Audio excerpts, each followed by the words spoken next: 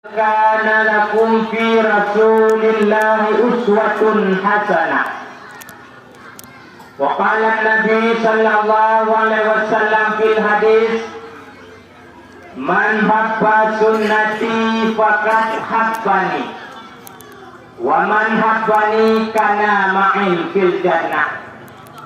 Sadaqallahul azim wa sadaqa rasulul nabiyul karim. Hadirin kaum mak yang tua, kaum ayah yang berbahagia, segala terlalu jauh ulun tuan pegah apa, segala terlalu panjang ulun tuan bak bercerita. Marilah segenap lapisan puja bertanya kuat kepada Allah Subhanahu wa Ta'ala. Alhamdulillah. Yang mana oleh Allah nibak malam yang cukup berbahagia rayanya. Macam lebih kepada kita iman dan nikmat Islam.